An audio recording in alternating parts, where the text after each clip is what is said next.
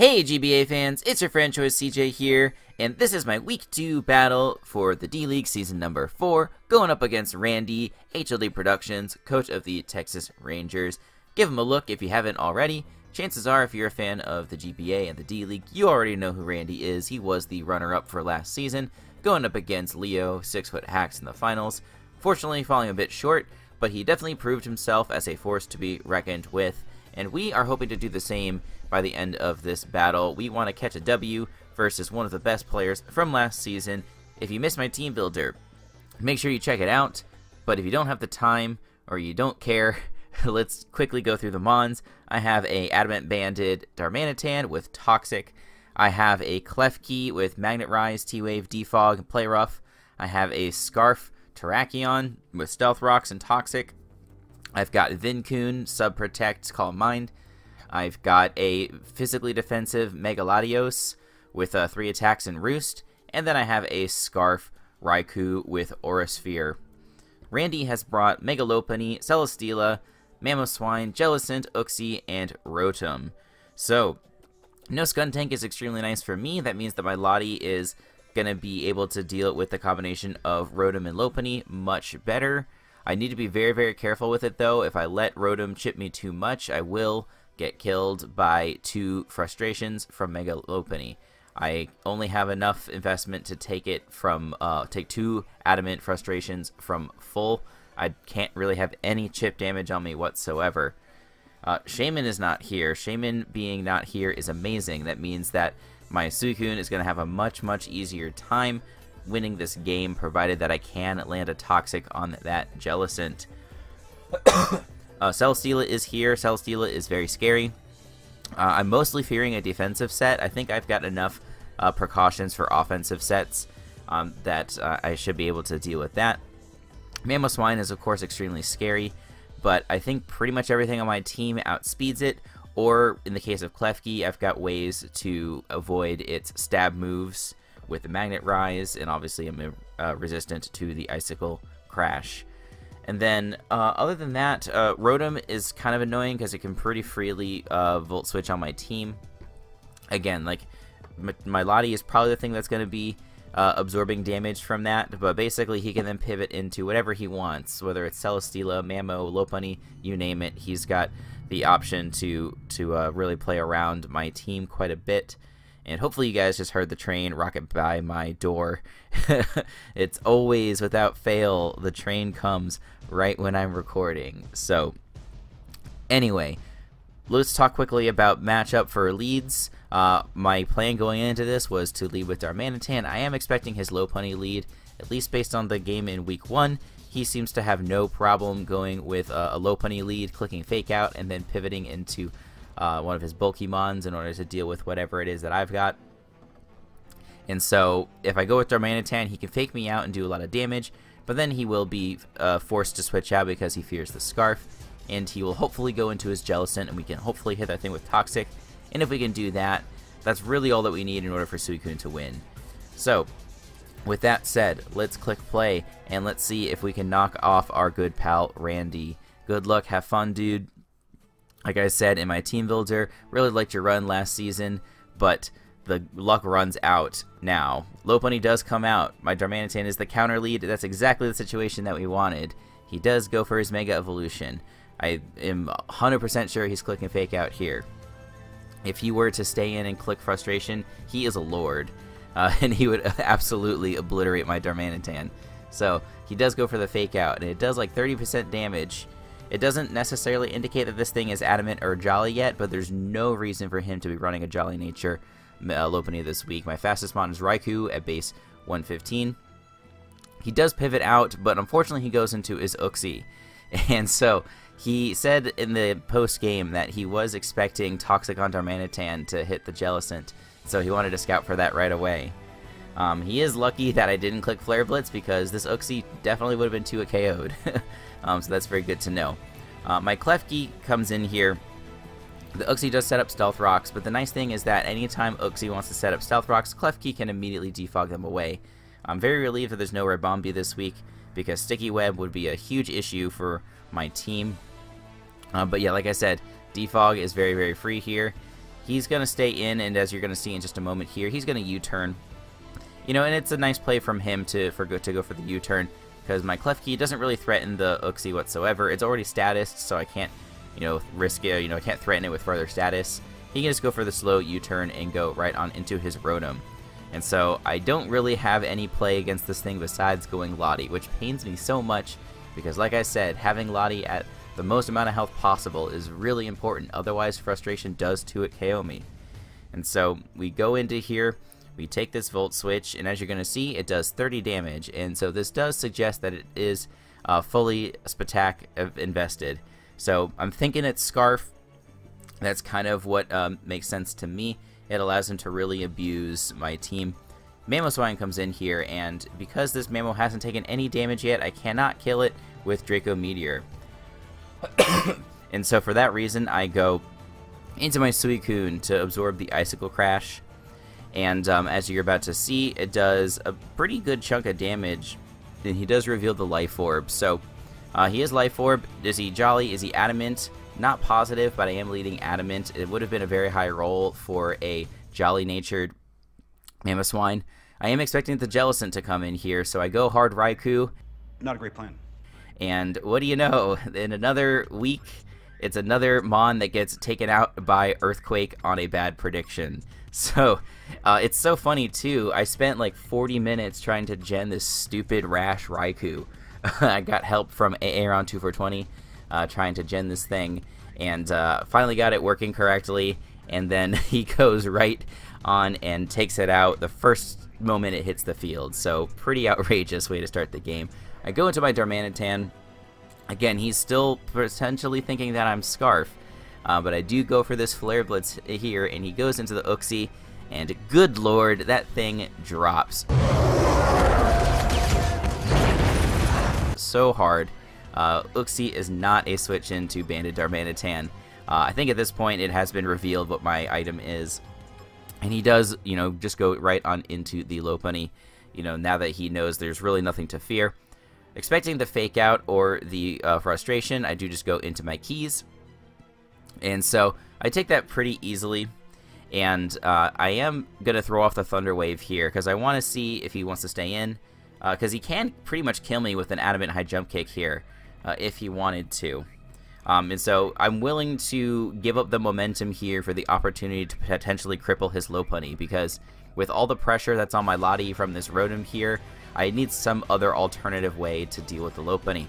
And the Rotom does come in. I am forced to go right back into my Lottie as he does go for a Volt Switch. And so he's going to make the same play here as you're about to see. He's going to go back on into his Mamoswine, but because it has taken 2 rounds of Life Orb, it's at 80% HP. My Draco Meteor to an uninvested Mamoswine does 88% minimum, and so this will be able to take it out if we connect. And if he doesn't go for Ice Shard, that's also very good. Ice Shard does like 51% max to my spread, assuming he has Adamant Life Orb, and he does prove to be Adamant because we do outspeed him. It was kind of a little bit of a risky play, but it ended up working out for us. We are able to take out that Mamoswine. Crit did not matter. And now he's going to be able to go into Celesteela. And so he's thinking that this is probably a good opportunity for him to put in some work with his Celesteela now that my Lottie is at -2. I cannot let this thing set up for free. I need to get enough chip damage on it so that my Raikou or my my Terrakion can take it out with their Scarf sets. And so going for Thunderbolt as well is really nice, because if he has Wakanberry, I've now popped the Wakanberry. But he goes for Heavy Slam, and as you can see, it doesn't even do 50% to my spread. So Lottie being physically defensive this week, really putting in the work. We are going to go for yet another Roost, and he makes a very bold play, and he goes right into his Mega Lopunny here as I go for the Roost. Now, it's true that I cannot one-shot him since I am at -2. My Psychic is only going to be doing like 55-60% damage to him. But I still thought this is a really bold play, because he cannot take me out with a combination of Fake Out plus Frustration. Frustration should do about 47% max to me. He goes for it, and that HP drops so fast. Holy crap! I was so scared. But it turns out it was a crit. Being able to survive there was so clutch. we are able to get that critical damage off on the Lopunny, and we are going to preserve our Lottie for another day. We can still roost on Jellicent. We can roost on Celesteela. We can potentially get ourselves up back to a good amount of HP. He goes for a second frustration. If I were him, I might have clicked high jump kick because it was definitely going to kill the Lottie from that range, and it would have totally obliterated this Klefki that just came in. He's going to make the same play, go into his Rotom as he's done several times now on my Klefki. I'm expecting that, and I do make a double into my Terrakion. He has not seen this Mon yet. He does not know that I'm Choice Scarfed. I launch a Stone Edge, I connect, and boom, there goes the Rotom. That is going down. Crit did not matter once again. We're able to eliminate that thing quite nicely. Lopunny is going to come back in. I am, of course, revealed to be Choice Scarf now, assuming that it is a Choice Scarf Rotom. I've got no play but to sack a Mon here, and Klefki is the Mon that I choose to sack. There's no Latios, there's no Ribombee, there's no Uxie to set up rocks. Klefki is the most expendable member of the team. Rip in pieces, the get unlocked, but you'll come back to fight another day. We now go back into our Terrakion. The close combat is so obvious, and so I know the Jellicent's coming in, so we're going to click Toxic. If we can hit this thing, it's basically GG for Suicune, and we do connect. We do get the Toxic on this Jellicent. Randy said he was expecting the Toxic on the Darmanitan. He was not expecting it on the Terrakion. So now all we need to do is get an opportunity to bring our Suicune in, and we're going to do just that by sacking off our Darmanitan. It's no longer necessary in this match. We do still have Scarf Terrakion to deal with Celesteela. In case that somehow, someway gets a +2 boost, we can take it out with Close Combat. No problem. Now the Jellicent's taking a little bit of chip damage from the Toxic. We're going to go right on into Suicune. We're going to click Substitute, and we are going to try and ride on that beautiful blue mane on our way to victory. We go for the Substitute. Is the Jellicent going to do something like click Taunt? Is it going to click Toxic? It does click Toxic. We're dodging that, and baby, this is looking like a GG. All we've got to do is survive the Celesteela, survive the Lopunny, and basically try and stall out this Jellicent. We are going to click Calm Mind now. There's no reason for us not to. He does go right on into his Celesteela, and so based on the damage that it was doing to me, to my Latios earlier, and the amount of damage that I was doing to it with my Latios, I do believe that this is a fully offensive Celesteela, so +1 Scald easily two-shots this thing. And so we are going to click Scald on this first turn here. Oh no, excuse me, we're going to Protect to try and get as much HP as possible. It's definitely the best play, the safest play. He is just going to try and break our sub with a Seed Bomb. Seed Bomb does do a guaranteed like 30-35% if he is a Jolly Celesteela. And so now we go for the Scald, we hit it up.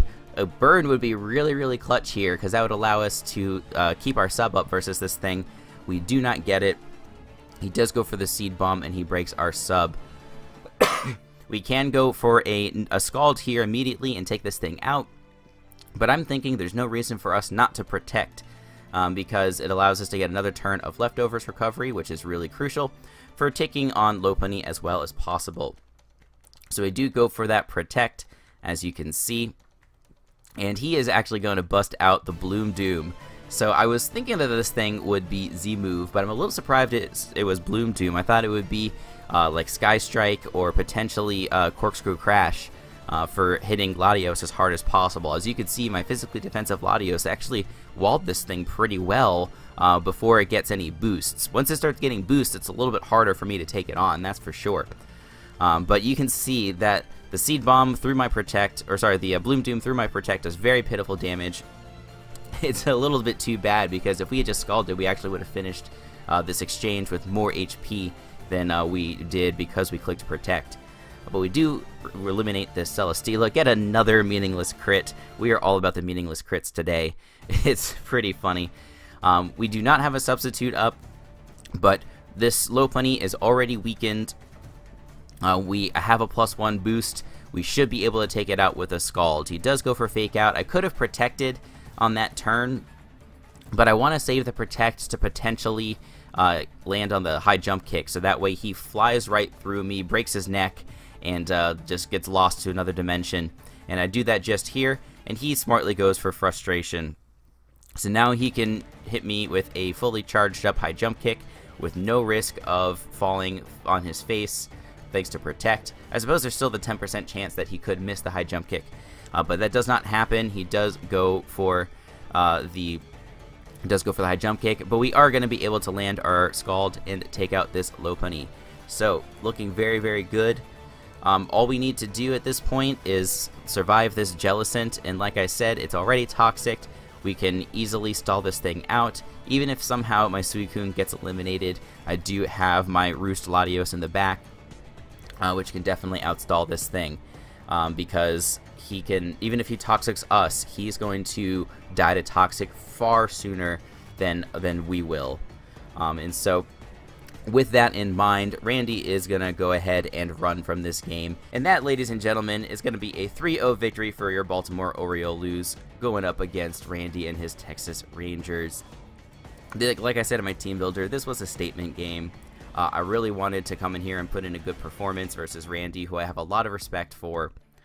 He's really been I mean, it sounds dramatic to say he's an inspiration, but for him to come into D-League as a relative unknown and really prove himself is something that I want to emulate.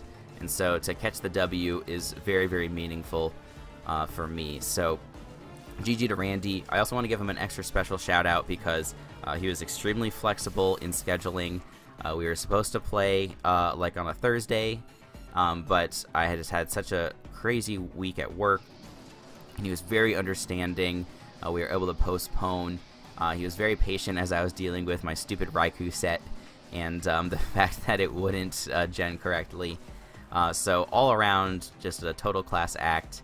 And if you guys are not subbed to him, you owe it to yourself to check him out and drop him a sub, because he has some really awesome Wi-Fi battles and Draft League battles that you should all be checking out.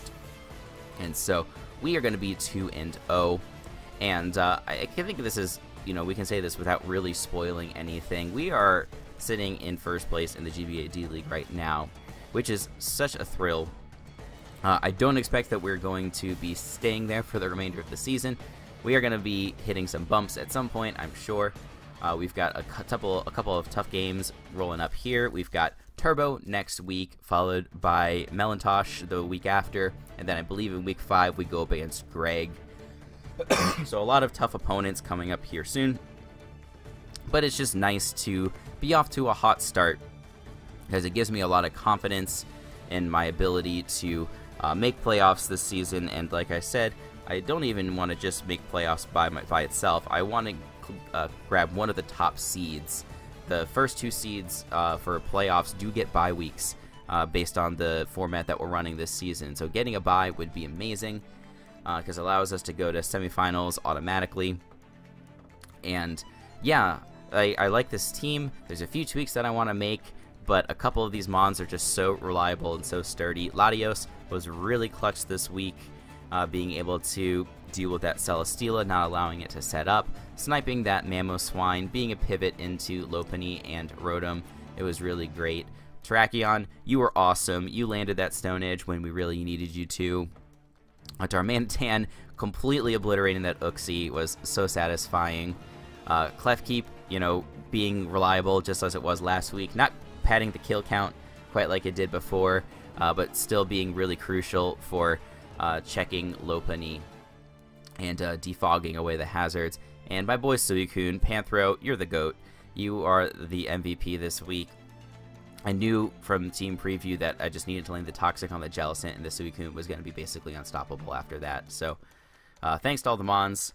Thanks to you guys for watching and for showing your support for the Baltimore Oriolus. Make sure you drop a like on this video, and if you want to stay up to date on the Baltimore Oriolus action, make sure you drop a sub.